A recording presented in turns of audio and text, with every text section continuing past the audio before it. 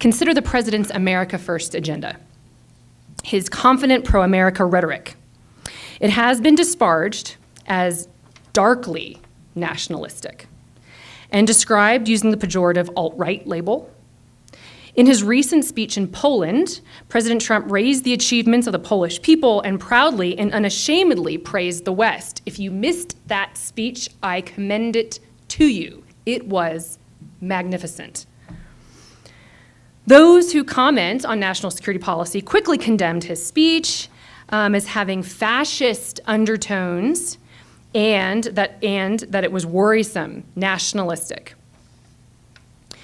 One professor who teaches at the City University of New York called President Trump's concern for the survival of Western civilization, quote, perhaps the most shocking sentence in any presidential speech delivered on foreign soil in my lifetime. Speaking of Western civilization. To be considered a Western country, he continued, must be largely Christian, preferably Protestant or Catholic, and largely white. This is how he described the president's speech. Now, while confident patriotism is denigrated as dog whistles for the alt-right, those on the left with a distinct, truly anti-American sentiment are praised. The resistance, they call themselves, movement, and the Women's March, darling Linda Sarsour, recently exhorted fellow Muslims to, in her own words, wage jihad against the president.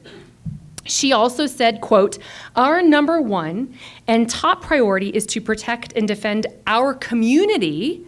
It is not to assimilate and please any other people and authority, end quote. Her message, one the left has embraced, is where identity politics reigns and where disgust for the country's past and current state prompts a visceral hatred and subsequent desire to act, to change the country, to change our country, and remake it into something very, very different than what I was learning about my freshman year in college.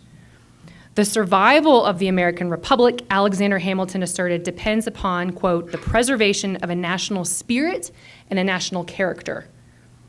Therefore, all of us who have locked arms with the mission and agree with the vision of the Centennial Institute have a great task before us. Take one of the aspects, I love this, of the Institute's vision on the website. It says, quote, to impact our culture in support of traditional family values, sanctity of life, compassion for the poor, biblical view of human nature, limited government, personal freedom, free markets, natural law, original intent of the Constitution and Western civilization. Sounds pretty alt-right, Jeff.